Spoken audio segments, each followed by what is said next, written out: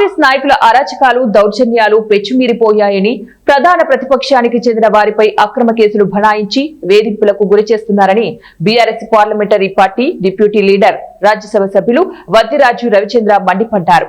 అధికార పార్టీ నాయకుల ప్రోద్బలంతో పోలీసులు వేధింపులకు గురి చేయడంతో బానొత్తు రవి ఆత్మహత్యకు ప్రయత్నించడం జరిగిందన్నారు.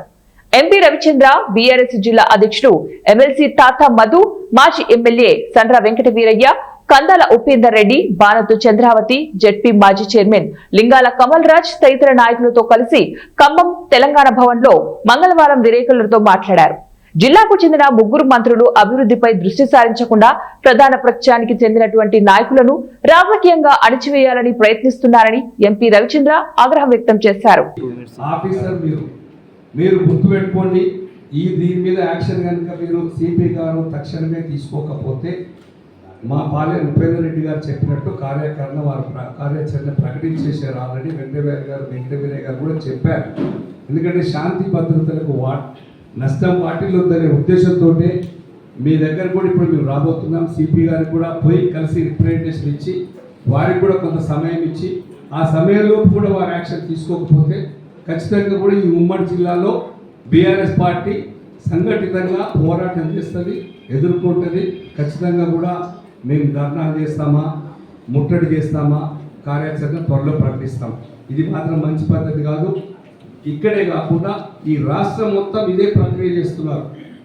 ఈ జిల్లాలో ప్రశాంతంగా ఉంటుంది అనుకో, ముగ్గురు మంత్రులు ఉన్నారు, బ్రహ్మాండంగా డెవలప్మెంట్ అవుతుంది అనుకుంటే అభివృద్ధి పక్కకు పెట్టేసి ఓన్లీ బీఆర్ఎస్ పార్టీ కార్యకర్తల మీద దాడులే ఏకంగా పెట్టుకున్నారు. దీన్ని తెలంగాణ రాష్ట్రం ఇక్కడ ఉన్న ప్రజలందరూ కూడా చూస్తున్నారు. దీన్ని ఖచ్చితంగా రాబోయే స్థానిక సంస్థల ఎన్నికల్లోనే మా పార్టీ కొంచెం సంస్కారం మంచితనం అనేది అడ్డం వస్తున్నది. మనం ఎందుకంటే వాళ్ళు చేసిందని మనం ఏది పెడితే చేయకూడదు అనేది మా ఇంటెన్షన్. మీకు ఒక్క నిమిషం వాళ్ళది వినిపిస్తారు చూడండి.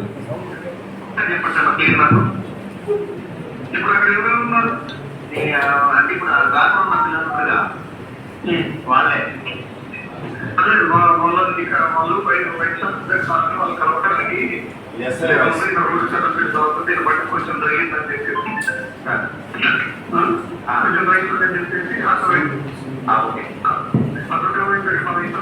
నన్ను గుర్తున్న పని జరిగిందని నా దగ్గర ఉన్న అప్పుడు నేను ఆపిలో అని చెప్పేసి నా దేవుడు డబ్బులు గుర్తుపెట్టేది మా ఫ్రెండ్స్ వాళ్ళు తీసుకెళ్ళి పారిపోయాను. ఓకే, అక్కడ మా ఫ్రెండ్స్ అక్కడ ఉంది. నన్ను రావణగా నేను అందరూ 10 గంటలు వేస్తాక అక్కడ పనులు నీకు వయసు పట్ట దాంట్లో రోడ్డు మీద పట్టి పెట్టి దాని మీద వేసుకుని తాగుతున్నాడు.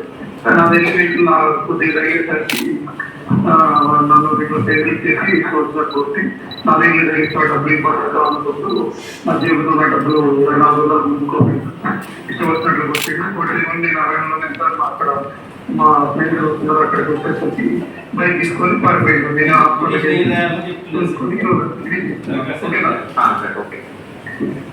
అదే తాటగారు ఒక్కసారి కొద్దిగా వేరతో ఇది తిరుమలాపాలెం సేవ మీకు క్లారిటీ ఉన్నదా? లేకపోతే మన ఒకసారి ఎవరన్నా తీసుకొని అదే పంపించండి.